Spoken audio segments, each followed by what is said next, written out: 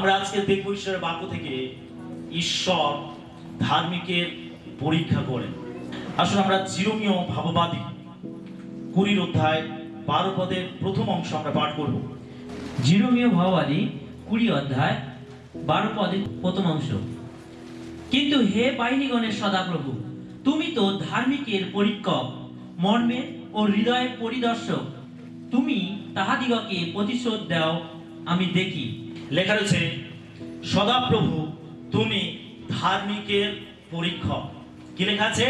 সদাপ্রভু তুমি ধার্মিকের, কি লেখা আছে? ধার্মিকের পরীক্ষক। জিরোমীয় একজন ভাববাদী ছিলেন। জিরোমীয় একজন ঈশ্বরের লোক ছিলেন। ঈশ্বর তাকে ভাববাদী রূপে ব্যবহার করেছিলেন, আর তিনি একজন অবশ্যই ধার্মিক ব্যক্তি ছিলেন।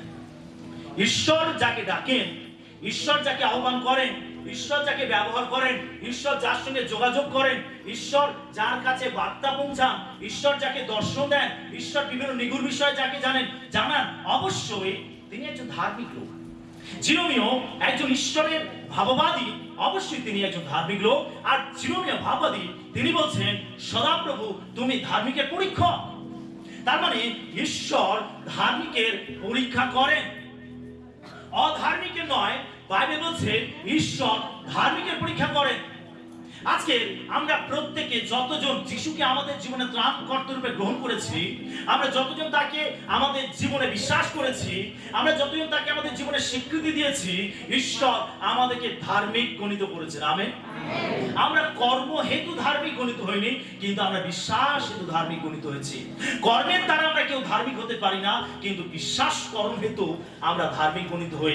ঈশ্বর আমাদেরকে ধার্মিক রূপে দেখেন। আমেন। আপনি ঈশ্বরের দৃষ্টিতে একজন ধার্মিক লোক যদি আপনি যিশুকে বিশ্বাসে গ্রহণ করেছেন, যদি আপনি যিশুকে আপনার জীবনে স্বীকৃতি দিয়েছেন, ঈশ্বর আপনাকে ধার্মিক লোক হিসাবে দেখেন। আপনি একজন ধার্মিক লোক। আর বাইবেল বলছে ঈশ্বর ধার্মিকের পরীক্ষা নেয়। তার মানে ঈশ্বর আপনার পরীক্ষা নেবেন।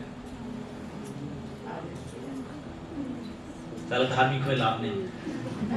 আজ থেকে অধার্মিকতায় জীবনযাপন করুন না। প্রিয় বিশ্বাসী, যদি ঈশ্বর ধার্মিকের পরীক্ষা নেন, তার পিছনে ঈশ্বরের কিছু পরিকল্পনা থাকে। যদি ঈশ্বর ধার্মিককে পরীক্ষা নিচ্ছেন, তার মানে ঈশ্বর ধার্মিককে আরো উচ্চ পর্যায়ে নিয়ে যেতে চান। আমেন। ঈশ্বর ধার্মিককে আর উচ্চ পর্যায়ে নিয়ে যেতে চান। ঈশ্বর ধার্মিকের আত্মিক স্তরকে পরিবর্তন করতে চান। সেই জন্য ঈশ্বর ধার্মিকের পরীক্ষা নেন। যদি ঈশ্বর ধার্মিককে পরীক্ষা নিচ্ছেন, তার মানে ঈশ্বরের মহৎ পরিকল্পনা রয়েছে। আজকে যদি আপনি একজন ঈশ্বরের দৃষ্টিতে ধার্মিক ব্যক্তি হয়েছেন, আপনি যদি যিশুকে আপনার জীবনে ত্রাণকর্তা রূপে গ্রহণ করেছেন, আপনি অবশ্যই একজন ধার্মিক ব্যক্তি। ঈশ্বরকে ধার্মিক রূপে দেখেন, আর ঈশ্বর অবশ্যই আপনার পরীক্ষা নেবে। আপনি প্রস্তুত আছেন পরীক্ষা দেওয়ার জন্য? যদি আপনি চাইছেন আপনার আত্মিক জীবনকে বৃদ্ধি করতে, যদি আপনি চাইছেন বিশ্বাসে বেড়ে উঠতে, যদি আপনি চাইছেন ঈশ্বরের আরো নিকটবর্তী হতে, আপনি যদি চাইছেন ঈশ্বর আপনাকে আরো ব্যবহার করুক, তাহলে জানতে হবে ঈশ্বর আপনার পরীক্ষা নেবেন। পরীক্ষা ছাড়া আপনার পদোন্নতি হবে না। যেভাবে ছেলেমেয়েরা পড়াশোনা করে, আর তাদের এক ক্লাস থেকে আরেক ক্লাসে পৌঁছাতে গেলে তাদেরকে পরীক্ষা দিয়ে যেতে হবে। আপনার জীবনে শর্টকাট বলে কিছু নেই। ধার্মিকের জীবনে শর্টকাট বলে কিছু নেই। যদি ধার্মিক চাই বিশ্বাসে বৃদ্ধি পেতে, যদি ধার্মিক চাই আত্মিকভাবে নতুন স্তরে যেতে, শর্টকাট কোনো রাস্তা নেই। আপনাকে পরীক্ষা দিয়ে আপনার স্তরকে পরিবর্তন করতে হবে। যে নিষ্ঠুর ধার্মিকের পরীক্ষা নেয়, যেন আপনার জীবনে সংকট সমস্যা আসে, আপনার জীবনে বাধা বিঘ্ন আসে, আপনার জীবনে কষ্ট আসে, আপনার জীবনে রোগ ব্যাধি আসে, আপনার জীবনে বিভিন্ন শয়তান থেকে আক্রমণ আসে, পরীক্ষা আসে, ঈশ্বর আপনার জীবনে অ্যালাউ করেন, ঈশ্বর অনুমতি দেন আপনার জীবনে পরীক্ষা আসার জন্য। যদি আপনি পরীক্ষা দিতে প্রস্তুত না থাকেন, যদি আপনি পরীক্ষা থেকে ভয় পান, আপনি যেমন তেমনই থেকে যাবেন। আপনার আত্মিক বৃদ্ধি হবে না, আপনার আত্মিক স্তর পরিবর্তন হবে না, আপনি নতুন স্তরে যেতে পারবেন না, আপনি বিশ্বাসে বলীয়ান হতে পারবেন না। যদি না আপনি পরীক্ষা দিতে প্রস্তুত থাকেন, যদি না আপনি পরীক্ষা দেওয়াটাকে পছন্দ না করেন, আপনি কখনো আপনার আত্মিক স্তরকে পরিবর্তন করতে পারবেন না। পরীক্ষা বিশ্বাসের জীবনের প্রয়োজন আছে। ঈশ্বর ধার্মিকের পরীক্ষা করেন। আমেন। হালেলুয়া। কিন্তু জানতে হবে যে কোন মন্দ কাজের জন্য ঈশ্বর কারো পরীক্ষা নেন না, বা ঈশ্বর তিনি তিনি শয়তান দ্বারা প্রলুব্ধ হয়ে মানুষের পরীক্ষা নেন না, বিশ্বাসীর পরীক্ষা নেন না। ঈশ্বর যদি পরীক্ষা নেন তাহলে অবশ্যই তার পিছনে ঈশ্বরের মহৎ কিছু পরিকল্পনা থাকে। আজকে যদি আপনি পরীক্ষার মধ্যে রয়েছেন, যদি আপনি আপনার জীবনে দেখতে পাচ্ছেন আপনি জটিল কঠিন পরিস্থিতির মধ্যে আছেন, আপনি নিশ্চিত থাকুন যে এর পিছনে ঈশ্বরের মহৎ পরিকল্পনা আছে। আমেন। ঈশ্বর ধার্মিকের পরীক্ষা করেন। ঈশ্বর একজন ধার্মিক ব্যক্তি ইয়োবের পরীক্ষা নিয়েছিলেন। আমেন। ঈশ্বর ইয়োবের পরীক্ষা নিয়েছিলেন। ঈশ্বরের মনোনীত দাসদের মধ্যে ইয়োব ছিলেন একজন মনোনীত দাস। ইয়োব কোন ভাববাদী ছিলেন না। ইয়োব কোন সুসমাচার প্রচার করেনি। ইয়োব কারোর উদ্দেশ্যে কোনো ভাববাণী করেননি। ইয়োব কোন বার্তা কারোর কাছে পৌঁছাননি। তিনি কাউকে আরোগ্যতা দেননি। কিন্তু ঈশ্বরের দৃষ্টিতে ইয়োব একজন বিশেষ দাস ছিলেন। আমেন। অলৌকিক কাজ, পরাক্রম কাজ, চিহ্ন কাজ এগুলো দ্বারা প্রমাণিত হয় না যে সে একজন ঈশ্বরের প্রকৃত দাস। আমেন। ইয়োব তিনি কোনো ভাববাণী করেননি, তিনি কোনো পরাক্রম কাজ করেননি, তিনি অসুস্থ রোগীদেরকে সুস্থ করেননি, তিনি কোনো বার্তা অন্যের কাছে পৌঁছাননি। কিন্তু ইয়োব এত কিছু না করেও তিনি একজন ঈশ্বরের দাস ছিলেন। তিনি একজন ঈশ্বরের অতি অতি প্রিয় মানুষ ছিলেন। ইয়োব ঈশ্বরের একজন বিশিষ্ট দাস ছিলেন। শয়তান এই ইয়োবের দিকে আঙুল দেখিয়েছিল। ইয়োব একজন ঈশ্বরের দাস ছিলেন, কিন্তু শয়তান ইয়োবকে আঙুল দেখিয়ে ঈশ্বরকে অভিযোগ করেছিল যে সে কি বিনা লাভে তোমাকে ডাকে, এর পিছনে তার স্বার্থ আছে। কি বলছে ইয়োবের সম্বন্ধে শয়তান ঈশ্বরকে? কি বলছে? এর পিছনে তার স্বার্থ আছে, সেই জন্য সে তোমাকে ডাকে। কি স্বার্থ আছে? তুমি তার সব কিছু চারিদিকে তুমি বেড়া দিয়ে রেখেছো, তার সর্বস্বের চারিদিকে তুমি বেড়া দিয়ে রেখেছো, সেই জন্য সে তোমাকে ডাকে। ইয়োবের প্রতি শয়তান কি করছে? অভিযোগ করছে ঈশ্বরের কাছে। সে ইয়োবকে আঙুল দেখাচ্ছে, ঈশ্বরের কাছে গিয়ে ইয়োব সম্বন্ধে আঙুল দেখিয়ে অভিযোগ করছে সে কি বিনা লাভে তোমাকে ডাকে, সে কি বিনা স্বার্থে তোমাকে ডাকে।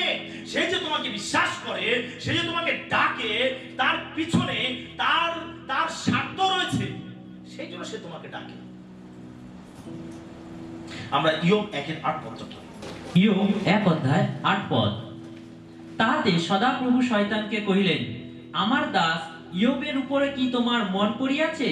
কেননা তাহার তুল্য সিদ্ধ ও সরল, ঈশ্বর ভয়শীল ও কুক্রিয়া ত্যাগী লোক পৃথিবীতে কেহই নাই। ঈশ্বর ইয়োব সম্বন্ধে কি বলছেন? ঈশ্বর ইয়োব সম্বন্ধে বলছেন যে তোমার দৃষ্টি কি ইয়োবের দিকে পড়েছে? দেখুন, ইয়োবের অনেক ধন সম্পত্তি ছিল, তার অনেক পশুধন ছিল, তার জায়গা সম্পত্তি ছিল, তার কোনো কিছুর ঘাটতি ছিল না, কোনো কিছুর অভাব ছিল না। একজন ধনবান ব্যক্তি ছিল ইয়োব। ঈশ্বর তার কি আছে না আছে, তার ধন সম্পদ, তার মধ্যে কি গুণাগুণ আছে, সেইগুলো সম্বন্ধে ঈশ্বর শয়তানকে বলছে না। ঈশ্বর ইয়োব সম্বন্ধে কি বলছে? বলছে যে তার মতো কি বলছে?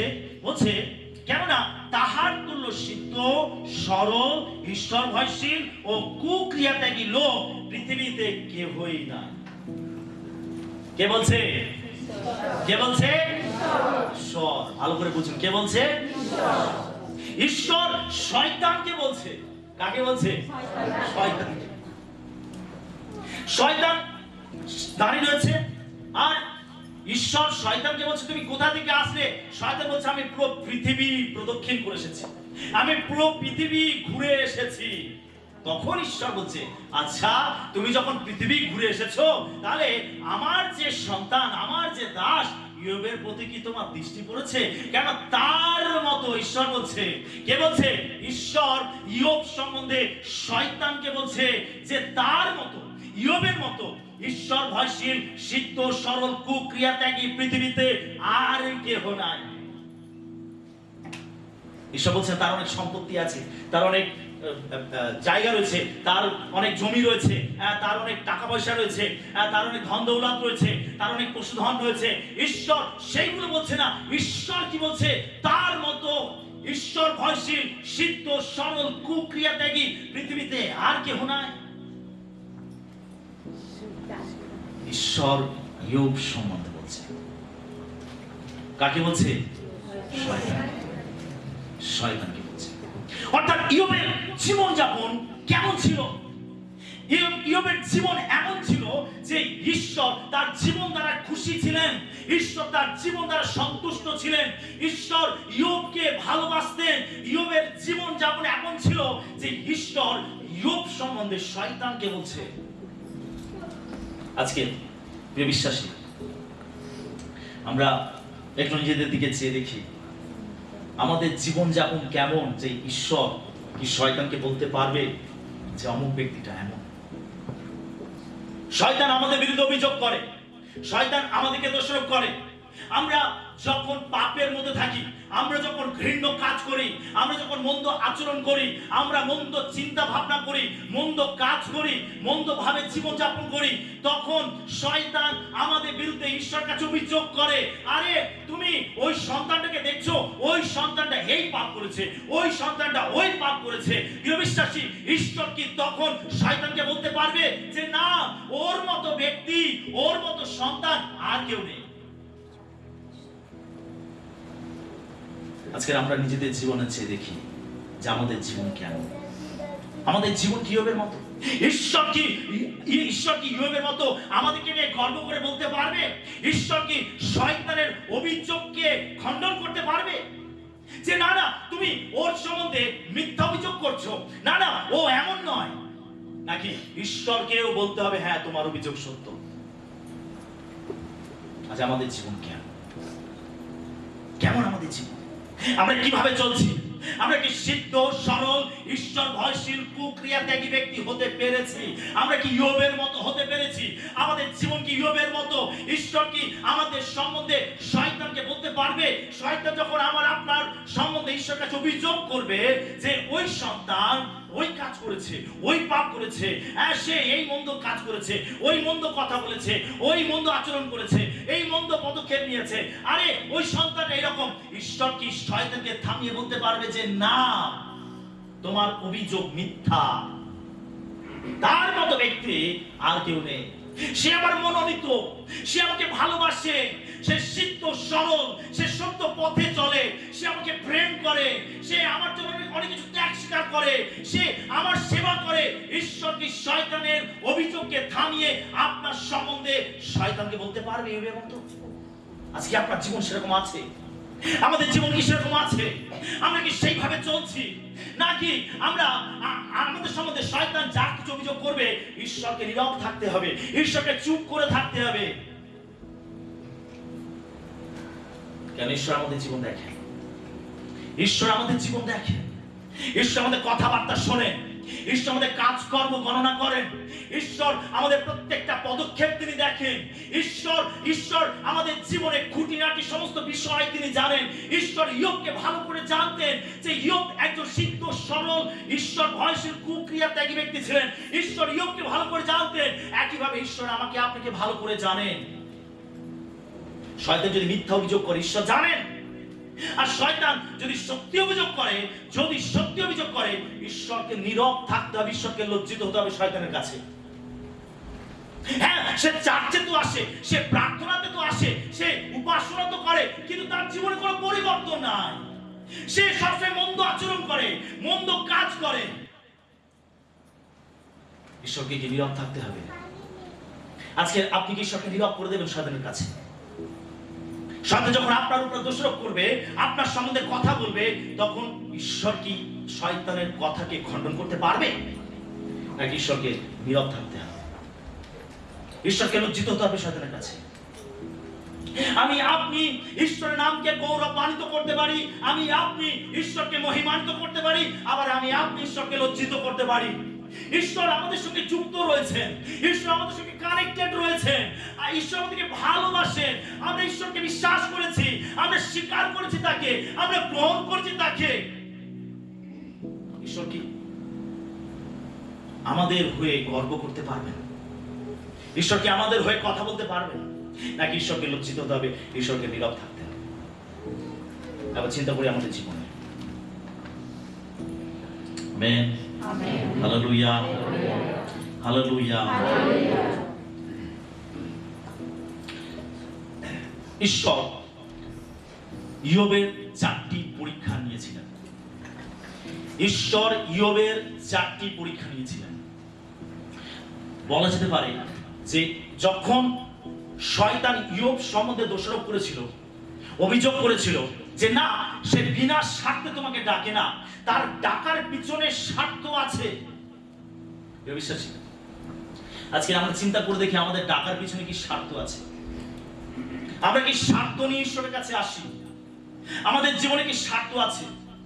আরে যিশুকে গ্রহণ করলে, যিশুকে বিশ্বাস করলে, আরে চার্চে গেলে, মণ্ডলীতে গেলে, আরে আমার ভালো ভালো বিষয় আমি লাভ করতে পারবো, আমি ভালো চাকরি পাবো, আরে আমি ছেলেমেয়েকে ভালো জায়গায় পড়াশোনা করাতে পারবো, আরে আমি বিদেশে যাওয়ার সুযোগ পাবো, আরে আমি এমক পাবো, অমুক পাবো, তমুক পাবো, বিভিন্ন বিষয়, জাগতিক বিষয় আমি পাবো। আমরা কি এই স্বার্থের জন্য ঈশ্বরের কাছে আসি? আমরা কি স্বার্থের জন্য প্রার্থনাতে আসি? আজ বহু মানুষ তারা স্বার্থের জন্য ঈশ্বরের কাছে আসে।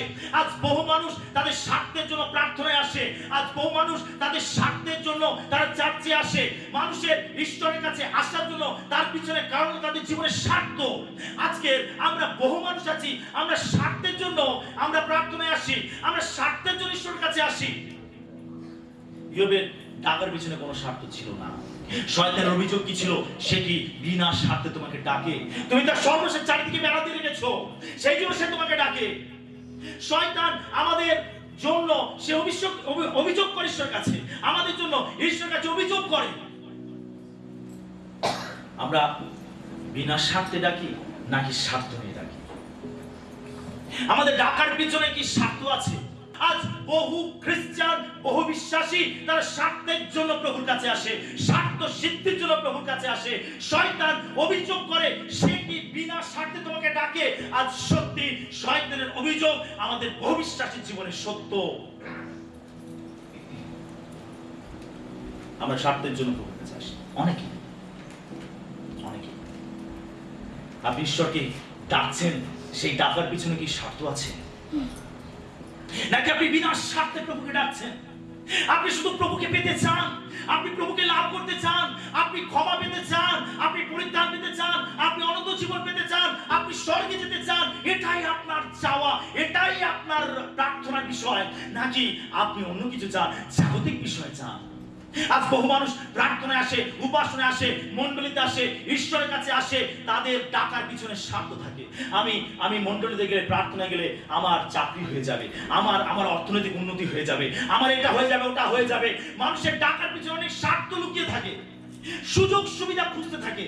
ঈশ্বরের কাছে আসবে সুযোগ সুবিধা খোঁজার জন্য, ঈশ্বরের কাছে আসবে সুযোগ পাওয়ার জন্য, সুবিধা উপভোগ করার জন্য। আজ আমরা দেখতে পাই চারিদিকে মানুষের জীবনে স্বার্থ ঈশ্বরের কাছে আসার জন্য। ঈশ্বর তখনই খুশি হবেন যখন বিনা স্বার্থে তার কাছে আসবেন। আমেন।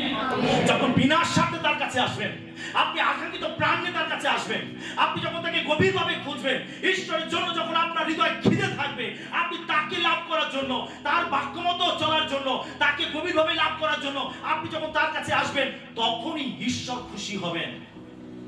শয়তানের অভিযোগ মিথ্যা হবে।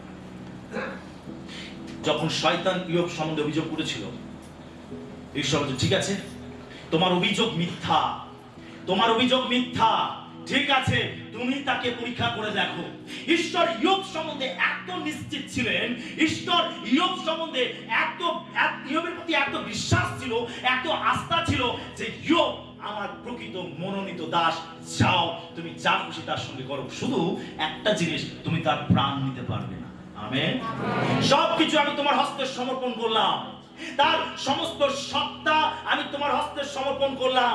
তার জায়গা, জমি, পশুধন, অর্থ, তার বিষয় সম্পত্তি, তার পরিবার, তার স্বাস্থ্য, তার দেহ, আমি সবকিছু তোমার হস্তে সমর্পণ করলাম।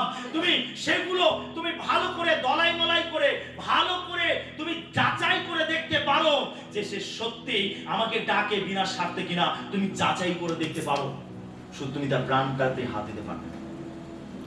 আমেন। শয়তান চারটে পরীক্ষা তার জীবনে ছিল, বলা যেতে পারে ঈশ্বর তার জীবনে চারটে পরীক্ষা আনার জন্য শয়তানকে অনুমতি দিয়েছিল। আমেন। ঈশ্বর ধার্মিকের পরীক্ষা নিচ্ছেন। ঈশ্বর কার পরীক্ষা নিচ্ছেন? হালেলুয়া। আছেন তো আমার সঙ্গে? হালেলুয়া। চারটে পরীক্ষা নিয়েছিল। প্রথম পরীক্ষা অধিকার হরণ। প্রথম পরীক্ষা আমরা দেখব ইয়োব 1:9-11। ইয়োব 1:9-11 পদ। শয়তান উত্তর করিয়া সদাপ্রভুকে কহিল, ইয়োব কি বিনা লাভে ঈশ্বরকে ভয় করে? তুমি তাহার চারিদিকে, তার বাটির চারিদিকে ও তাহার সর্বস্বের চারিদিকে কি বেড়া দেও নাই? তুমি তাহার হস্তের কার্য আশীর্বাদ যুক্ত করিয়াছ এবং তাহার পশুধন দেশময় ব্যাপিয়াছ। কিন্তু তুমি একবার হস্ত বিস্তার করিয়া তাহার সর্বস্ব স্পর্শ করো, তবে সে অবশ্য তোমার সম্মুখেই তোমাকে জলাঞ্জলি দিবে। আমরা দেখতে পাই যে ইয়োবের জীবনে শয়তান পরীক্ষা এনেছিল, বা বলা যেতে পারে ঈশ্বর শয়তানকে পরীক্ষা নেওয়ার জন্য অনুমতি দিয়েছিলেন। ঈশ্বর অ্যালাউ করেছিলেন, পারমিশন দিয়েছিলেন, যাও আমি ইয়োবকে তার সমস্ত বিষয় সম্পত্তি, তার সমস্ত সত্তাকে আমি তোমার হস্তে সমর্পণ করছি, তুমি তাকে পরীক্ষা নিয়ে দেখতে পারো। কেন শয়তান এখানে অভিযোগ করেছে, শয়তান এখানে অভিযোগ করেছে যে তুমি তার সর্বশেষ চারিদিকে বেড়া দিয়ে রেখেছো, আর সেই জন্য সে তোমাকে ডাকে। এখানে শয়তান পরীক্ষা নিয়েছিল ইয়োবকে, তাকে যাচাই করে দেখবার জন্য ঈশ্বর শয়তানকে অনুমতি দিয়েছিল, যাও আমি তাকে তোমার হস্তে সমর্পণ করছি, তোমার যা খুশি তুমি তার সঙ্গে ব্যবহার করতে পারো, পরীক্ষা নিতে পারো। বলা যেতে পারে যে ঈশ্বর তার অধিকার হরণ করার জন্য তাকে অনুমতি দিয়েছিল। অর্থাৎ তিনি যে একজন ঈশ্বরের লোক, তিনি যে বিনা লাভে ঈশ্বরকে ডাকেন, বিনা স্বার্থে ঈশ্বরকে ডাকেন, এই যে অধিকার, সে যে একজন ঈশ্বরের দাস, এই যে তার অধিকার, এই অধিকারটা যাচাই করার জন্য তার পরীক্ষা নিয়েছিল শয়তান। আমেন। হালেলুয়া। ঈশ্বর আমাদের জীবনেও এরকম যাচাই করতে পারেন, আমাদের জীবনে যাচাই করতে পারেন। আমাদের যে তার সন্তান বলেছেন, আমাদেরকে যে তার দাস বলেছেন, আমাদেরকে যে তার পরিবারের, তার বাড়ির লোক বলেছেন, ঈশ্বর এটাকে যাচাই করার জন্য তিনি পরীক্ষা নিতে পারেন। কেননা ঈশ্বর ধার্মিকের পরীক্ষা নেন। আপনি কতটা নিঃস্বার্থভাবে তাকে প্রেম করেন, আপনি কতটা তার জন্য ত্যাগ স্বীকার করতে পারেন, আপনি কতটা তার জন্য সহ্য করতে পারেন। ঈশ্বর তিনি আপনি যে তার সন্তান হয়েছে, দাস হয়েছেন, এই অধিকার হরণ করার জন্য শয়তান আপনার জীবনে পরীক্ষা নিতে পারে, বা বলা যেতে পারে ঈশ্বর শয়তানের মাধ্যমে আপনাকে যাচাই করে দেখতে পারেন, ঈশ্বর আপনার পরীক্ষা নিতে পারেন। আমেন। হালেলুয়া। হালেলুয়া। আমরা দ্বিতীয় সময়ের তার 24 পদ পড়ব। দ্বিতীয় সময়ের 24 পদ। কিন্তু রাজা অরোনাকে কহিলেন, তাহা নয়, আমি অবশ্য মূল্য দিয়া তোমার কাছে এই সমস্ত ক্রয় করিব। আমি আমার ঈশ্বর সদাপ্রভুর উদ্দেশ্যে বিনামূল্যে হোম বলি উৎসর্গ করিব না। পরে দাউদ 50 শেকল রৌপে সেই খামার ও বৃষগুলি ক্রয় করিয়া লইলেন। দাউদ যখন ঈশ্বরের উদ্দেশ্যে বলিদান করবেন, ঈশ্বরের উদ্দেশ্যে যখন বলিদান করবেন, দাউদ বলছে আমি বিনা মূল্যে কোনো নৈবেদ্য উৎসর্গ করব না, আমি কোনো বলিদান বিনা মূল্যে করব না। আমি যে উপহার ঈশ্বরকে দেব তার জন্য আমি মূল্য চোকাতে প্রস্তুত আছি। আমি বিনা মূল্যে কোনো উপহার আমি ঈশ্বরকে দেব না। বিশ্বাসী, আপনি জেনে রাখুন, যদি আপনি একজন ঈশ্বরের সন্তান হন, আপনার জীবনে মূল্য চোকাতে হবে, আপনাকে মূল্য চোকানোর জন্য প্রস্তুত থাকতে হবে। মূল্য বলতে আপনার জীবনে ত্যাগ, আপনার জীবনে ত্যাগ থাকতে হবে, আপনার জীবনে ত্যাগ থাকতে হবে। আপনি স্বার্থ ছাড়া আপনাকে ঈশ্বরকে ভালোবাসতে হবে। যদি আপনি স্বার্থ নিয়ে ঈশ্বরের কাছে আসেন, আমি প্রার্থনায় গেলে, উপাসনায় গেলে, মণ্ডলীতে গেলে আমার এটা হয়ে যাবে, ওটা হয়ে যাবে, সেটা হয়ে যাবে, এই স্বার্থ নিয়ে যদি আপনি ঈশ্বরের কাছে আসেন, তাহলে আপনি যথাযথ উপযুক্ত আপনি নৈবেদ্য ঈশ্বরের কাছে উৎসর্গ করতে পারবেন না। আপনাকে ত্যাগ স্বীকার করতে প্রস্তুত থাকতে হবে। দাউদ ঈশ্বরের কাছে যে বলি উৎসর্গ করতে যাচ্ছিলেন, তিনি বলছেন আমি বিনামূল্যে তা করব না, আমি ঈশ্বরের কাছে উপহার আমার নৈবেদ্য উৎসর্গ করব, কিন্তু আমি তার জন্য মূল্য চোকাতে প্রস্তুত আছি।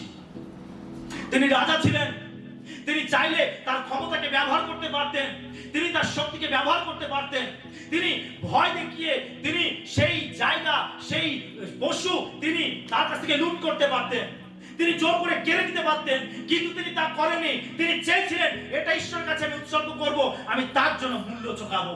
আপনি যদি চান আপনার জীবন ঈশ্বরের কাছে উৎসর্গ করবেন, আপনি যদি চান আপনি ঈশ্বরের সেবা করবেন, আপনি যদি চান তাকে অনুসরণ করবেন, তাহলে তার জন্য আপনাকে মূল্য চোকাতে প্রস্তুত থাকতে হবে। হালেলুয়া।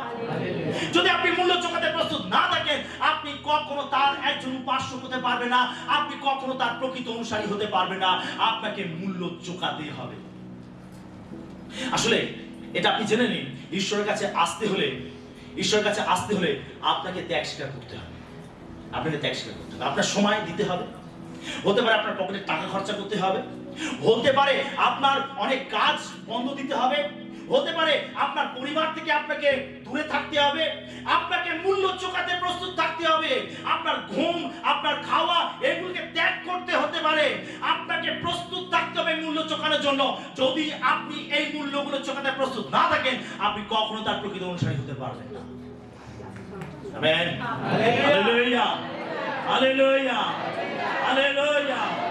ঈশ্বর আপনাকে তার সন্তান বলেছেন, ঈশ্বর আপনাকে তার দাস বলেছেন, দাসী বলেছেন, পুত্র কন্যা বলেছেন। এই যে অধিকার, শয়তান এই অধিকার হরণ করতে চাইবে। আপনাকে প্রমাণ দিতে হবে যে আপনি বিনা স্বার্থে তাকে ভালোবাসেন, আপনাকে প্রমাণ দিতে হবে আপনি বিনা লাভে তাকে ভালোবাসেন, আপনাকে প্রমাণ দিতে হবে। আর সেই প্রমাণ দিতে গেলে আপনাকে মূল্য চোকাতে হবে, আপনার জীবনে ত্যাগ স্বীকার থাকতে হবে। আমেন। হালেলুয়া। এটা একটা ত্যাগ। যখন আপনি রবিবার সকালে ঈশ্বরের গৃহে আসেন, এটা হলো একটা ত্যাগ। জগতের মানুষ তারা শনিবার মানে তারা রিল্যাক্সে থাকে, আরে রবিবার ছুটির দিন, আমি অনেক রাত পর্যন্ত জেগে থাকবো, আমি আমি আমি পার্টি করব, আমি ক্লাবে যাব, কারণ কাল ছুটির দিন, আর আমি অনেক বেলা পর্যন্ত ঘুমোতে পারবো, আরে আমার কোনো টেনশন নেই, আরে রবিবার মানে আমি বাজার ঘাট করব, ভালো খাওয়া দাওয়া করব, পরিবার নিয়ে আনন্দ করব, পরিবার নিয়ে ঘুরতে যাব। কিন্তু আপনি যখন একজন ঈশ্বরের লোক, আপনি যখন ঈশ্বরের সন্তান, রবিবার মানে আপনার কাছে একটা স্পেশাল দিন। আপনাকে প্রভুর গৃহে আসতে হবে, প্রভুর সম্মুখে আসতে হবে। আপনার খাওয়া দাওয়া বন্ধ করে, আপনার পরিবার থেকে দূরে থেকে আপনি সারা সপ্তাহ কাজ করেন, রবিবার আপনাকে প্রভুর গৃহে আসতে হবে। Hallelujah, hallelujah. এটা একটা ত্যাগ, এটা একটা ত্যাগ। এই মূল্য আপনাকে চুকাতে হবে। Amen, hallelujah. এই মূল্য আপনাকে চুকাতে হবে, কোনো অজুহাত নয়, কোনো অজুহাত নয়। এই মূল্য আপনাকে চুকাতে প্রস্তুত থাকতে হবে। এটা হচ্ছে মূল্য চোখানো, এটা হচ্ছে ত্যাগ। আপনার অধিকার হরণ করার জন্য শয়তান আপনাকে পরীক্ষা নেবে। আমেন। বলা যেতে পারে ঈশ্বর আপনাকে যাচাই করে দেখবেন যে আপনি সত্যি তার সন্তান কিনা, সত্যি আপনি তার অনুসারী কিনা, তার পুত্র কন্যা কিনা। ঈশ্বর আপনাকে যাচাই করে দেখবেন। আমেন, হালেলুয়া। আমরা দেখতে পাই যে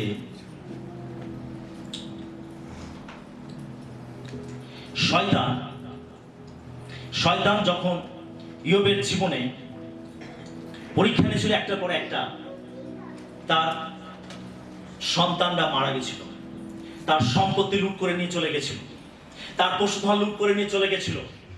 যখন একটার পর একটা আঘাত তার উপর এসেছিল, তখন ইয়োব কি বলেছিল যে আমি উলঙ্গ এসেছি, আমি উলঙ্গ ঈশ্বরের কাছে ফিরে যাব, আমি কিছু সঙ্গে আনিনি, আমি কিছু সঙ্গে নিয়ে যেতে পারবো না। আমেন। যদি আপনি একজন প্রকৃত ঈশ্বরের সন্তান হন, আপনি যদি প্রকৃত তার দাস দাসী হন, আপনি যদি প্রকৃত তার পুত্র কন্যা হন, আপনাকে এটা ঈশ্বরের দেওয়া আশীর্বাদ। আমেন। আপনি কিছুই সঙ্গে করে নিয়ে আসেননি, না তো আপনি স্বামীকে সঙ্গে করে এনেছেন, না তো স্ত্রীকে সঙ্গে করে এনেছেন, না তো পুত্র কন্যাকে সঙ্গে করে এনেছেন, না তো আপনি চাকরি ব্যবসা বাণিজ্য সঙ্গে করে এনেছেন, না তো আপনি বিষয় সম্পত্তি সঙ্গে করে এনেছেন।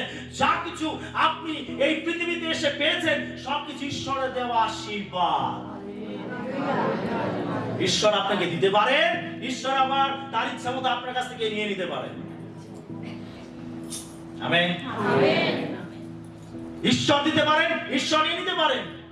যখন ইয়োবের জীবনে অনেক পশুধন ছিল, তার পুত্র কন্যা ছিল, তার স্ত্রী ছিল, তার পরিবার ছিল, বিষয় সম্পত্তি ছিল, আমরা দেখতে পাই একের পর এক আঘাত শয়তান এনেছিল, তার কাছ থেকে সবকিছু কেড়ে নিয়েছিল। ইয়োব ঈশ্বরকে দোষারোপ করেনি, বরং ইয়োব সে কি করেছিল, ঈশ্বর উদ্দেশ্যে বলেছিল যে আমি উলঙ্গ এসেছি, আমি উলঙ্গ তার কাছে ফিরে যাব, আমি কিছু সঙ্গে আনিনি, কিছু সঙ্গে নিয়ে যেতে পারবো না। এই জগতে যা কিছু আছে সবকিছু ঈশ্বরের দেওয়া আশীর্বাদ। এগুলোর জন্য আমরা ঈশ্বরের সঙ্গে যুদ্ধ করতে পারি না, এগুলোর জন্য আমরা ঈশ্বরকে দোষারোপ করতে পারি না, এগুলোর জন্য আমরা ঈশ্বরের সঙ্গে কোন রকম তর্ক বিতর্ক বাদ অনুবাদ করতে পারি না।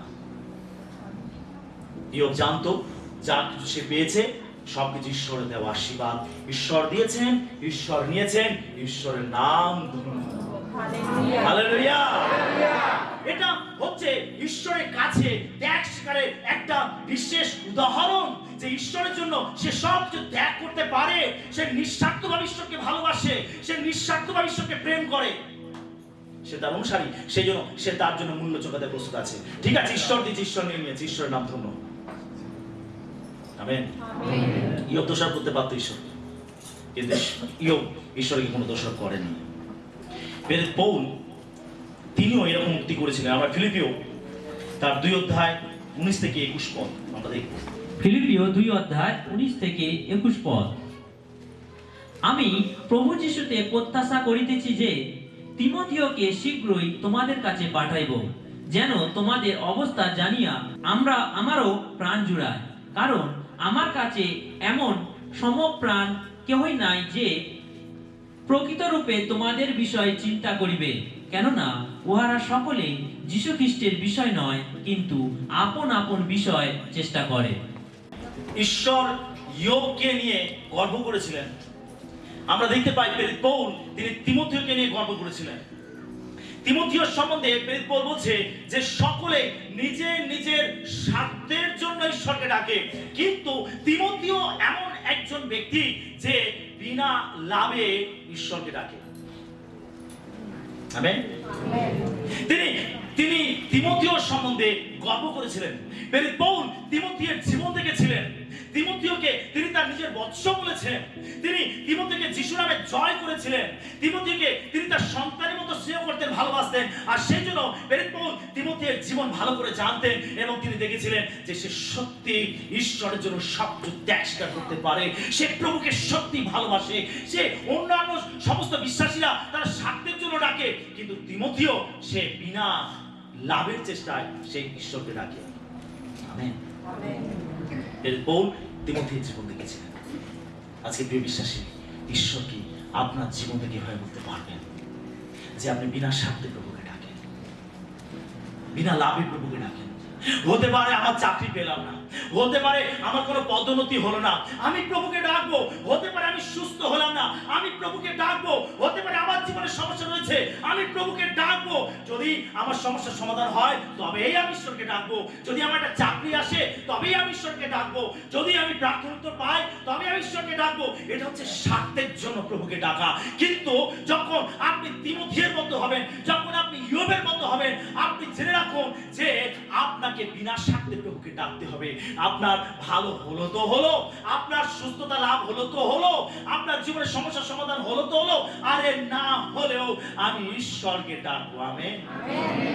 শদ্রক মেশক আবেদনাগোকে যখন জ্বলন্ত অগ্নিকুণ্ডের মধ্যে ফেলে দেওয়া হচ্ছিল, তখন শদ্রক মেশক আবেদনাগো রাজাকে বলছিল, রাজামশাই আপনি জেনে রাখুন আমরা যে ঈশ্বরকে ডাকি, যে ঈশ্বরের সেবা করি, তিনি এই জ্বলন্ত অগ্নিকুণ্ড থেকে আমাদেরকে নিস্তার করতে সমর্থ আছেন।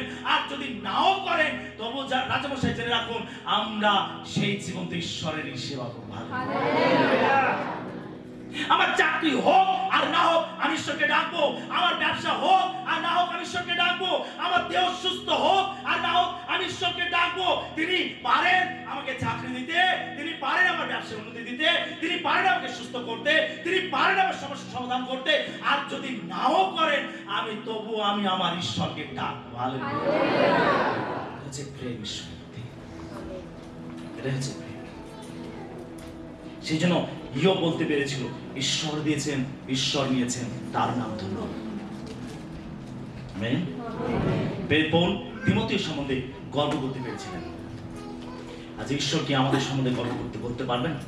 গর্ব করে বলতে পারবেন শয়তানকে যে না, ও বিনা স্বার্থে আমাকে ডাকে, বিনা লাভে আমাকে ডাকে, ও আমার প্রকৃত মনোনীত সন্তান। আচ্ছা, আপনার ঈশ্বরের কাছে আসার পিছনে কোনো স্বার্থ নেই তো? আমেন। Hallelujah, hallelujah. তৃতীয় পরীক্ষা, স্বাস্থ্যের অবনতি। আমরা দেখতে পাই যে ইয়োবের দেহেতে এক ধরনের স্ফোটক হয়েছিল। শয়তান তার দেহকে আক্রান্ত করেছিল। শয়তান কি করেছিল? প্রথম অ্যাটাকটা কি করেছিল? প্রথম অ্যাটাক করেছিল, তার পুত্র কন্যাকে মেরে ফেলেছিল, তার পশুধন লুট করে নিয়ে চলে গেছিল, তাকে অর্থনৈতিকভাবে ক্ষতিগ্রস্ত করেছিল এবং তাকে পারিবারিকভাবে ক্ষতিগ্রস্ত করেছিল। তার পুত্র কন্যা মারা গেছিল। তারপরে তার দেহতে কি জমেছিল? স্ফোটক, এক ধরনের চামড়া জনিত রোগ। এমনই রোগ যে রোগ হলে তার চামড়া খসে পড়ে যাবে, সে যন্ত্রণায় ছটফট করবে, কাতরাবে। এরকম একটা কষ্টের মধ্যে ইয়োব পড়েছিল। তার দ্বিতীয় পরীক্ষা ছিল তার স্বাস্থ্যের অবনতি। ঈশ্বর বলা যেতে পারে শয়তানকে তার জীবনে এক ধাপ এগিয়ে যাওয়ার জন্য অনুমতি দিলেন। একটা স্ফোটক দ্বারা তাকে কষ্ট দেওয়ার জন্য ঈশ্বর শয়তানকে অনুমতি দিলেন। শয়তান থেকে আসে অসুস্থতা।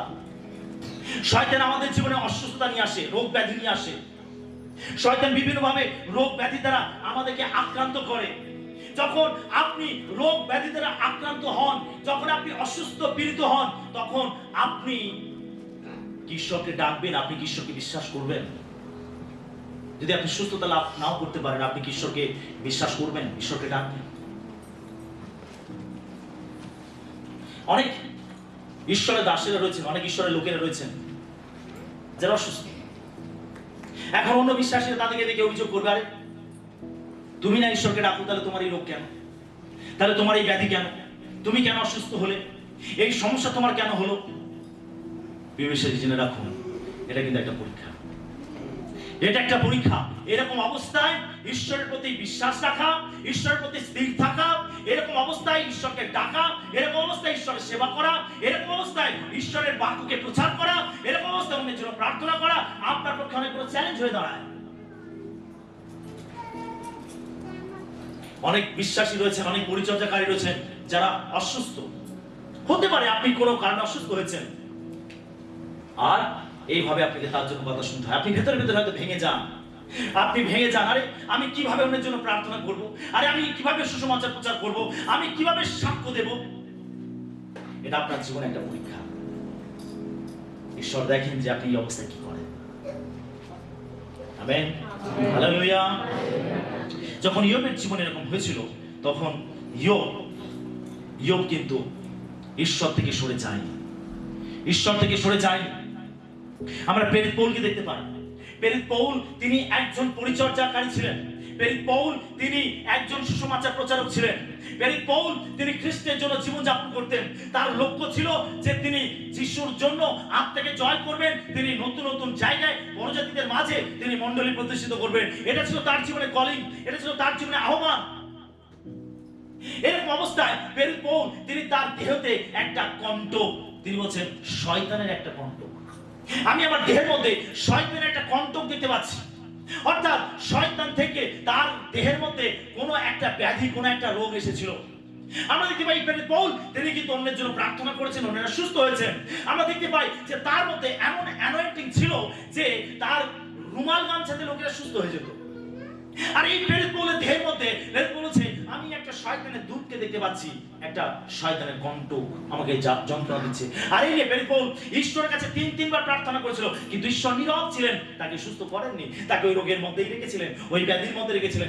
পৌল বলছেন যেন আমি দর্প না করি, আমি যাতে অহংকার না করি, আমি যাতে গর্ব না করি। আর সেই জন্য এই কণ্ঠ আমাকে যন্ত্রণা দিল, এবং আমি যখন প্রভুর কাছে তিনবার প্রার্থনা করলাম, প্রভু আমাকে বলেন আমার অনুগ্রহ তোমার পক্ষে যথেষ্ট। তিনি সেখান থেকে সুস্থ করলেন না, ওটা রেখে দিলেন আমার শরীরে। অনেকের জীবনে এরকম ব্যাধি থাকে, এরকম রোগ থাকে যা সারে না। এটা আপনার কাছে অনেক বড় চ্যালেঞ্জ। লোক আপনার জীবনে দেখতে চাইবে, লোক আপনাকে লক্ষ্য রাখে, লোকেরা দেখে আপনাকে, তারা ওয়াচ করে আপনাকে, পর্যবেক্ষণ করে আপনাকে। আপনি প্রার্থনা করছেন, আপনি সুসমাচার প্রচার করছেন, আপনি ঈশ্বরের সেবা কাজ করছেন, আপনি ঈশ্বরের গৃহেতে আসছেন, লোকেরা আপনাকে দেখে আপনার জীবনযাপন আপনি কি করেন, এবং তারা দেখে আপনার জীবনের উন্নতি অবনতি, আপনার জীবনের খুঁটিনাটি বিষয় তারা লক্ষ্য রাখে। যখন আপনি রোগে আক্রান্ত হন, যখন আপনি অসুস্থ হন, তখনও লোকেরা দেখে আপনি সেই অবস্থায় কিভাবে ঈশ্বরকে ডাকছেন, কিভাবে বিশ্বাস রাখছেন, কিভাবে তার সেবা করছেন, এটাও লোকেরা দেখে। শয়তান চায় এই রোগ ব্যাধি দ্বারা আপনাকে স্তব্ধ করতে, আপনাকে থামাতে, আপনাকে বিশ্বাস থেকে ভেঙে দিতে। শয়তান চায় রোগ ব্যাধি দ্বারা আপনাকে এমনভাবে আক্রান্ত করতে যাতে আপনি ঈশ্বর থেকে সরে যান, বিশ্বাস থেকে সরে যান। যখন আপনি দীর্ঘদিন থেকে প্রার্থনা করছেন, আপনি ফল পাচ্ছেন না, উত্তর পাচ্ছেন না, সুস্থ হচ্ছেন না, তখন আপনার বিশ্বাস কমতে শুরু করবে, আপনি অন্যের জন্য প্রার্থনা করতে পারবেন না। এটা আপনার কাছে অনেক বড় একটা পরীক্ষা। ঈশ্বর পৌলের জীবনে এই রোগ রেখেছিলেন, তিনি সেখান থেকে তাকে সুস্থ করেন। ঈশ্বর কি বলছেন? আমার অনুগ্রহ তোমার পক্ষে যথেষ্ট। ঈশ্বর প্রভু তাকে সুস্থ করেননি। আমরা আমাদের জীবনে এরকম দেখতে পাই, অনেক সময় অনেক ব্যাধি, অনেক রোগ আমাদের জীবনে থাকে যেগুলো ঈশ্বর রেখে দেন। ঈশ্বর রেখে দেন, ঈশ্বর সেখান থেকে আমাদেরকে মুক্ত করেন না, বের করেন না। এরকম অবস্থায় ঈশ্বরের সেবা করার কোনো চ্যালেঞ্জ, এটা আপনার জীবনে একটা পরীক্ষা। Amen, hallelujah. তখন আপনি চিন্তা করতে থাকেন, যদি আমি সুস্থ হই তাহলে আমি ঈশ্বরের সেবা করব, আর যদি সুস্থ না হই তাহলে আমি ঈশ্বরের সেবা করব না। আপনি ডিসিশন নিয়ে ফেলেন, এই পরীক্ষায় আপনি পরাজিত হয়ে যান। কিন্তু প্রত্যেকটা পরীক্ষা আপনাকে জয় লাভ করতে হবে। আমেন। এই রোগ ভালো হলো তো ভালো, আরে না হলো তো কি হলো, আমি ঈশ্বরের সেবা করব। ঈশ্বর দেখেন আপনাকে। আমরা 2 করিন্থীয় 12:7-9 পদ পড়লে আমরা পৌলের এই উক্তিটা দেখতে পাই। 2 করিন্থীয় 12:7-9 পদ। আর ওই প্রত্যাদেশের অতি মহত্ব হেতু আমি যেন অতিমাত্র দর্প না করি, এই কারণে আমার মাংসে একটা কণ্ঠ শয়তানের এক দূত আমাকে দত্ত হইল, যেন সে আমাকে মুষ্টাঘাত করে, যেন আমি অতিমাত্র দর্প না করি। এই বিষয় লইয়া আমি প্রভুর কাছে 3 বার নিবেদন করেছিলাম, যেন উহা আমাকে ছাড়িয়া যায়। আর তিনি আমাকে বলিয়াছেন, আমার অনুগ্রহ তোমার পক্ষে যথেষ্ট, কেননা আমার শক্তি দুর্বলতায় সিদ্ধি পায়। অতএব আমি বরং অতিশয় আনন্দের সহিত নানা দুর্বলতায় শ্লাঘা করিব, যেন খ্রিস্টের শক্তি আমার উপরে অবস্থিতি করে। এখানে পৌল তিনি তার জীবনের কথা উল্লেখ করছেন যে আমি যাতে অতিমাত্র দর্প না করি, সেই জন্য এই শয়তানের দূত আমাকে কষ্ট দিতে আরম্ভ করলো। অনেক সময় যাতে আমরা অহংকারী না হই, যাতে আমরা গর্বিত মনে না হই, আর সেই জন্য কিছু কিছু সমস্যা ঈশ্বর বিশ্বাসের জীবনে রেখে দেন। শুনছেন সকলে? কিছু কিছু সমস্যা আপনার জীবনে প্রভু রেখে দেন, যাতে আপনি কোনো কিছু নিয়ে গর্ব না করেন, অহংকার না করে, যাতে আপনি ঈশ্বরের সম্মুখে নত নম্র হয়ে থাকেন। সেই জন্য ঈশ্বর কিছু কিছু সমস্যা আপনার জীবনে রেখে দেন, যাতে আপনি গর্বিত না হয়ে যান, অহংকারী না হয়ে যান। আরে দেখেছো আমাকে, আমার জীবনে কিছুই নাই, আরে দেখেছো আমাকে, আমার জীবনে কোনো সমস্যাই নাই। ঈশ্বর অনেক সময় যাতে আপনি গর্বিত মনা না হন, অহংকারী না হন, সেই জন্য কিছু কিছু সমস্যা আপনার জীবনে রেখে দেন। Amen, hallelujah. সেই অনেক প্রার্থনার উত্তর আমরা অনেক সময় পাই না। প্রশ্নের উত্তর একদিন পাবেন। যেদিন আপনি স্বর্গে যাবেন সেই দিনে ঈশ্বর আপনার প্রত্যেকটা প্রশ্নের উত্তর দেবে। আমেন।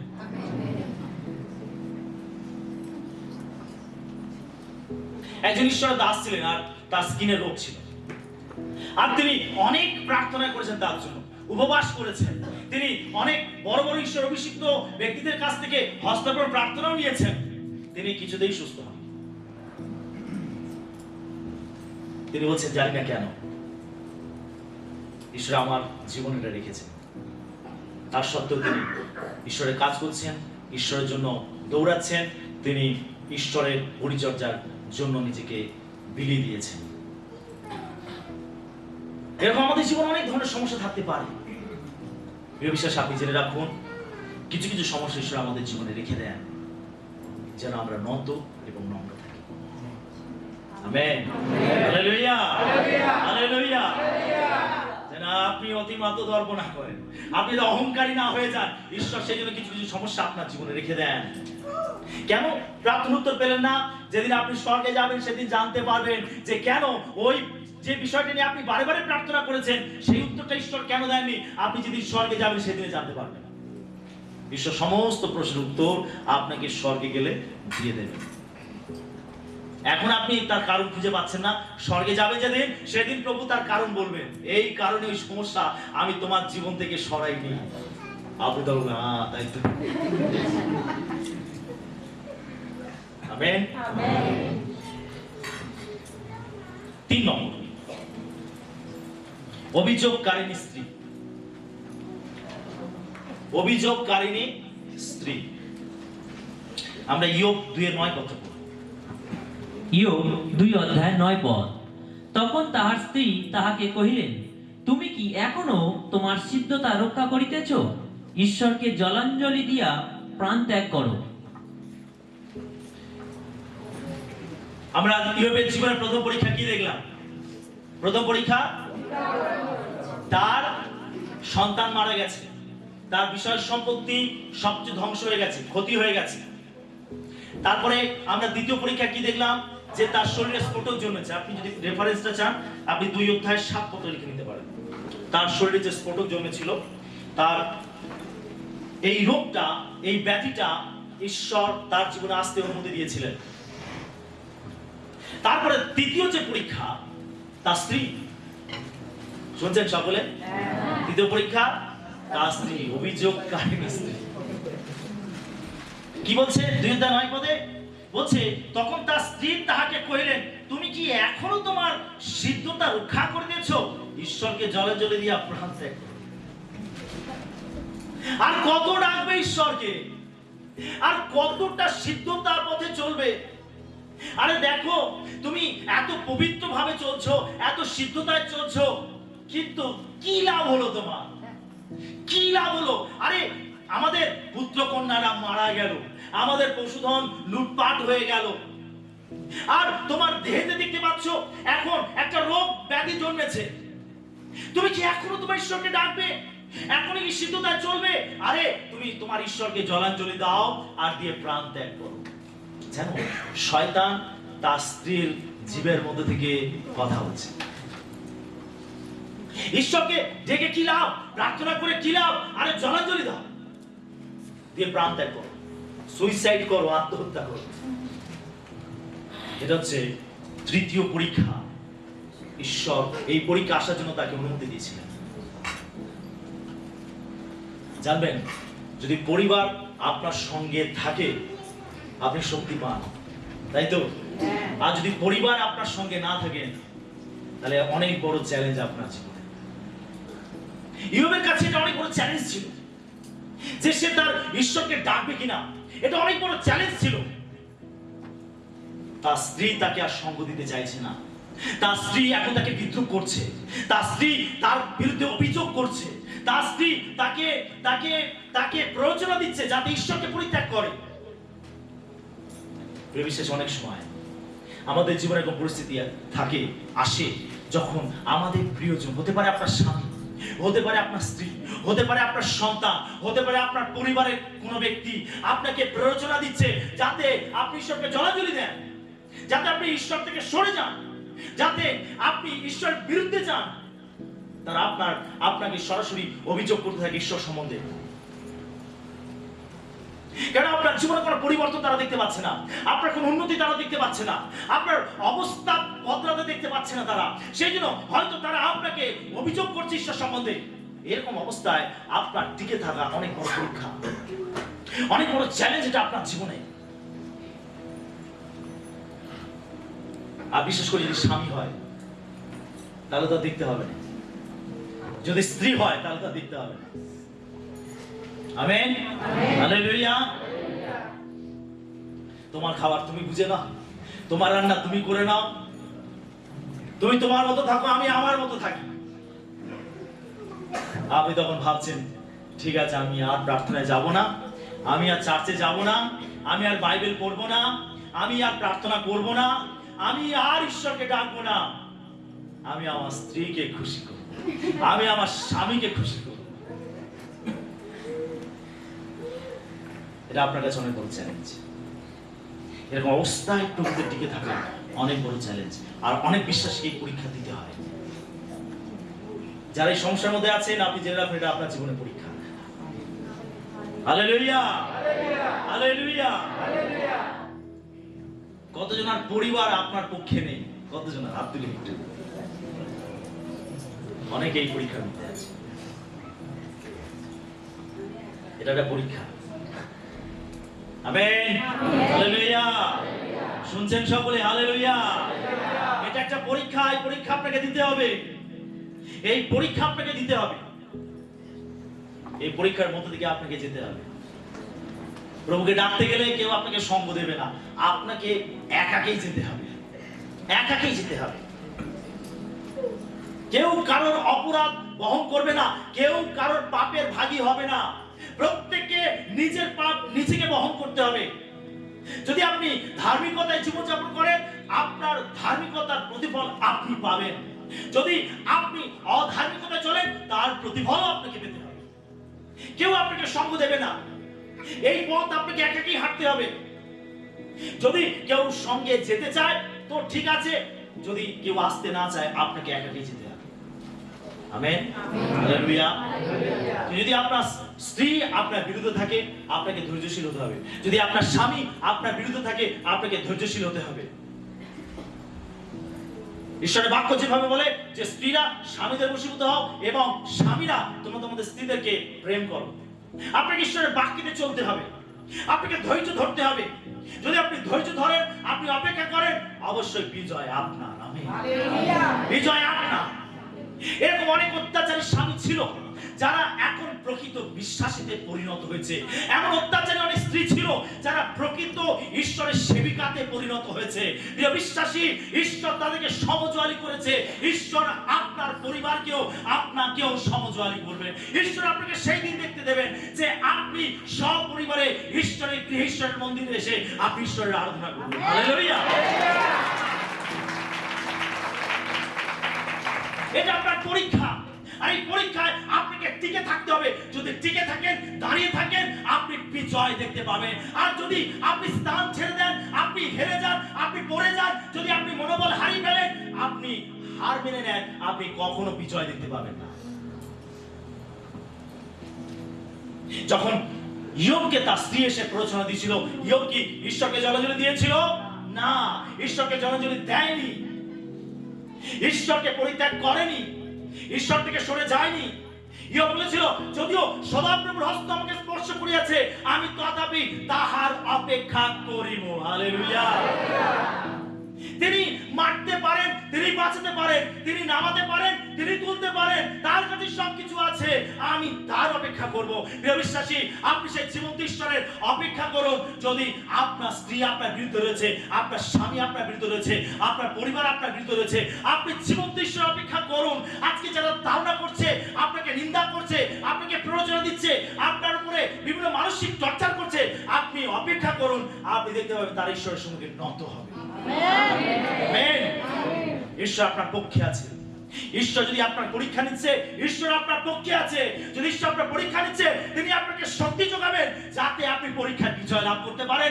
ঈশ্বর দেখতে চান আপনাকে নতুন স্তরে যেতে, ঈশ্বর দেখতে চান আপনার আত্মিক জীবন ঈশ্বর দেখতে চান আপনার বিশ্বাসকে বলিয়ান করতে। সেই জন্য ঈশ্বর আপনার জীবন পরীক্ষা নিয়ে এসেছে, যাতে আপনার আত্মিক জীবন, আত্মিক স্তর পরিবর্তন হয়। হালেলুয়া। এই পরীক্ষায় ঈশ্বর আপনাকে ছেড়ে দেবেন না। এই পরীক্ষায় তিনি আপনাকে শক্তি যোগাবেন। তিনি পৌলকে বলেছেন যে দুর্বলতায় আমার শক্তি বৃদ্ধি পায়। যখনই তুমি দুর্বল, তখনই তুমি সবল। আপনি যখনই শক্তির প্রয়োজন হবে, আপনার জীবনে ঈশ্বর শক্তি যোগাবেন, যাতে আপনি লড়াই করতে পারেন। আমেন। হালেলুয়া। 4 নম্বর পরীক্ষা, বন্ধু বান্ধবদের থেকে আসা অভিযোগ। যদি আমরা ইয়োব তার 4 অধ্যায় পড়ি ও 25 অধ্যায় পড়ি, আমরা দেখতে পাবো যে তার বন্ধুরা এসেছিল এবং তার বিরুদ্ধে বিভিন্ন অভিযোগ খাড়া করেছিল। ইয়োবের বন্ধুরা এসেছিল, তার বন্ধুরা এসে ইয়োবকে বিভিন্ন দোষারোপ করেছিল। আরে তুমি যে অসুস্থ হয়েছো, তোমার যে সন্তানটা মারা গেছে, যে তুমি এই রোগেতে আক্রান্ত হয়েছো, এটার জন্য তোমার পাপ, তোমার জীবনে পাপ, তুমি অবাধ্য, তুমি পাপের মধ্যে রয়েছো, ঈশ্বর তোমার উপরে রেগে রয়েছে। সেই জন্য ঈশ্বর তোমার জীবনে এগুলো আসতে অনুমতি দিয়েছেন। বিভিন্ন ভাবে তার বন্ধু বান্ধবরা এসে, ইয়োবের বন্ধুরা এসে তার বিরুদ্ধে অভিযোগ করতে আরম্ভ করল। অনেক সময় এই বন্ধুদের মতো আপনি আপনার পরিজনদেরকে দেখতে পাবেন, আপনার পরিজনকে দেখতে পাবেন, আপনার খুব কাছের লোকেদেরকে দেখতে পাবেন, যারা একইভাবে আপনার বিরুদ্ধে অভিযোগ করতে থাকে, দোষারোপ করতে থাকে, আপনার মনোবল ভেঙে দিতে চায়, আপনার বিশ্বাস ভেঙে দিতে চায়, আপনাকে মানসিকভাবে দুর্বল করতে চায়। এগুলো হচ্ছে শয়তানের একটা ট্যাকটিক্স। এটা হলো শয়তানের একটা কৌশল, যে কৌশল দ্বারা আপনাকে বেঁধে ফেলতে চায়। আপনি হতাশ, নিরাশ, অবসন্নতায় ভুগতে আরম্ভ করবেন। আপনার মধ্যে থেকে আনন্দ চলে যাবে, শান্তি চলে যাবে, আপনি উদ্বিগ্ন হবেন, অস্থির হবেন, চঞ্চল হবেন, আর এগুলোর জন্য আপনি ঈশ্বরের উপস্থিতিকে হারিয়ে ফেলবেন। আপনি প্রার্থনা থেকে সরে যাবেন, আপনি বিশ্বাস থেকে সরে যাবেন, আপনি ঈশ্বরের বাক্য পড়া থেকে আপনি বিরত হয়ে যাবেন, আপনি মণ্ডলীতে আসা বন্ধ করে দেবেন, আপনি সাক্ষ্য বহন করা বন্ধ করে দেবেন। তার কারণ আপনি এখনো অবসন্নতায় ভুগছেন, আপনি হতাশায় ভুগছেন। আপনার খুব কাছের আত্মীয় স্বজনরা আপনার বিরুদ্ধে এখন অভিযোগ করতে আরম্ভ করেছে। ইয়োবের জীবনে এটা ছিল একটা পরীক্ষা। Amen, hallelujah. কিন্তু যাই হোক, জেনে রাখুন, অনুগ্রহের দ্বারাই বিজয় আসে। কিসের দ্বারা বিজয় আসে? অনুগ্রহের দ্বারাই বিজয় আসে।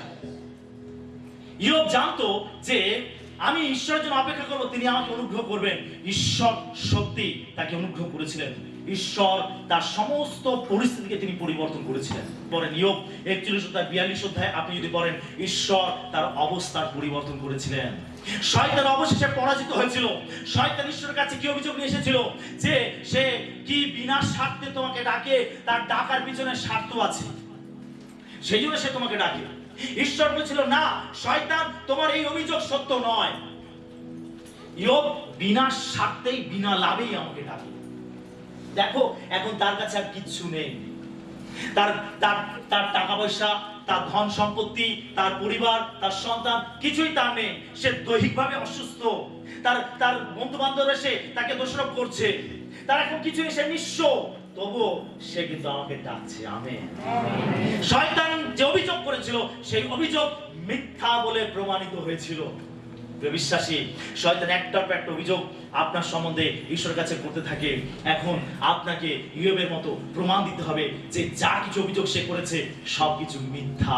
ঈশ্বর আপনার উপরে সম্পূর্ণ আস্থা রাখতে পারেন যে আপনি তার প্রকৃত সন্তান, প্রকৃত পুত্র, প্রকৃত কন্যা, প্রকৃত দাস, প্রকৃত দাসী। Amen, hallelujah. বাইবেল বলছে ঈশ্বর তাকে দ্বিগুণ আশীর্বাদ করলেন। চলুন আমরা 42 অধ্যায়টা একটু দেখি, কয়েকটি পদ, 10 পদ থেকে আমরা দেখি। ইয়োব 42 অধ্যায় 10 পদ। পরে ইয়োব আপন বন্ধুগণের নিমিত্ত প্রার্থনা করিলে সদাপ্রভু তাহার দুর্দশার পরিবর্তন করিলেন। বস্তুত সদাপ্রভু ইয়োবকে পূর্ব সম্পদের দ্বিগুণ সম্পদ দিলেন। আমেন। কি লেখা রয়েছে? ঈশ্বর তার প্রার্থনার উত্তর শেষে দিলেন, এবং লেখা রয়েছে তার পূর্বে যা সম্পত্তি ছিল, সম্পদ ছিল, তার দ্বিগুণ আশীর্বাদ ঈশ্বর ইয়োবকে করলেন। আমেন। তারপর আমার পড়ি একবার বল। পরে ইয়োবের ভ্রাতা ও ভগিনীরা সকলে এবং পূর্ব পরিচিত লোকেরা সকলে তাহার নিকটে আসিয়া তাহার বাটিতে তাহার সহিত ভোজন করিল ও তাহার জন্য দুঃখ প্রকাশ করিল এবং সদাপ্রভু কর্তৃক ঘটিত সমস্ত বিপদের বিষয়ে তাহাকে সান্ত্বনা করিল। আর প্রত্যেকজন এক এক খণ্ড কষিতা মুদ্রা ও একটি সুবর্ণের কুণ্ডল তাহাকে দিল। আর সদাপ্রভু ইয়োবের প্রথম অবস্থা হইতে শেষাবস্থা অধিক আশীর্বাদ যুক্ত করিলেন।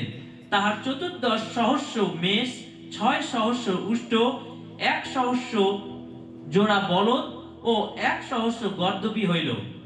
আর তাহার 7 পুত্র ও 3 কন্যা জন্মিল। আমেন, হালেলুয়া। আমরা ইয়োবের জীবনে কটা পরীক্ষা দেখেছি? 4টে পরীক্ষা দেখেছি। তার অধিকার হরণ করা হচ্ছিল। তার দ্বিতীয় পরীক্ষা কি ছিল?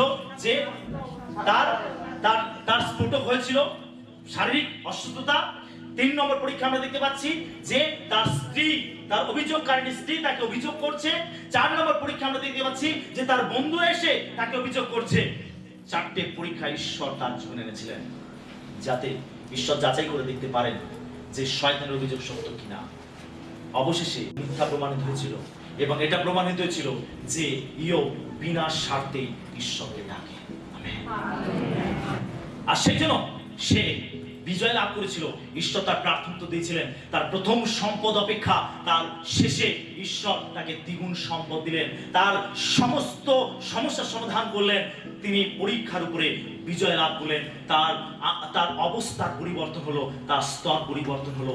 ঈশ্বর তাকে দ্বিগুণ আশীর্বাদ করলেন। তার পুত্র কন্যা তাকে দিলেন, তার পরিবার তাকে ফিরে দিলেন, তার বিষয় সম্পত্তি তাকে ফিরে দিলেন, তাকে দ্বিগুণ আশীর্বাদ করলেন। তার সমস্ত অবস্থার পরিবর্তন হলো। আমেন। যদি আপনি পরীক্ষায় টিকে থাকেন, আপনি বিনা স্বার্থে প্রভুকে ডাকেন, আপনি জেনে রাখুন যে ঈশ্বর আপনাকে দ্বিগুণ আশীর্বাদ করবেন। Amen, hallelujah, hallelujah. ঈশ্বর ধার্মিকের পরীক্ষা করেন। ঈশ্বর আমাদের জীবনে অনুগ্রহের দ্বারা তিনি আমাদের জীবনে বিজয় লাভ করেন। আমাদের পরীক্ষার উপরে বিজয় লাভ করতে গেলে, উত্তীর্ণ হতে গেলে আমাদের জীবনে ঈশ্বরের অনুগ্রহের প্রয়োজন আছে। সেজন্য আমাদের পরীক্ষার সময় ঈশ্বরের কাছে অনুগ্রহ যাচনা করতে হবে। প্রভু, তুমি আমাকে অনুগ্রহ করো। যদি আপনার জীবনে পরীক্ষা রয়েছে, আপনি ঈশ্বরের কাছে অনুগ্রহ যাচনা করুন। আমাকে পরীক্ষার সঙ্গে লড়াই করার শক্তি দাও, আমাকে ধৈর্য দাও, আমাকে বিশ্বাস দাও। আপনি ঈশ্বরের কাছ থেকে শক্তি যাচনা করুন। আপনি যে একজন প্রকৃত সন্তান, আপনি তার কাছে অনুগ্রহ যাচনা করুন। কোন স্বার্থের জন্য আমরা প্রভুকে ডাকবো না, আমরা নিঃস্বার্থভাবে প্রভুকে ডাকবো, নিঃস্বার্থভাবে প্রভুকে প্রেম করবো। আমেন। পরীক্ষা ঈশ্বর করবেন, ধার্মিকের পরীক্ষা ঈশ্বর নেবেন। আর সেই পরীক্ষায় আপনাকে দিতে হবে এবং আপনাকে উত্তীর্ণ লাভ করতে হবে। আর যখন আপনি উত্তীর্ণ লাভ করবেন, তখন আপনার জীবন পরিবর্তন হবে, আপনার স্তর পরিবর্তন হবে। ঈশ্বর আপনাকে দ্বিগুণ আশীর্বাদ করবেন। Amen, hallelujah. ঈশ্বর তার বাক্যে আমাদেরকে আশীর্বাদ করবেন।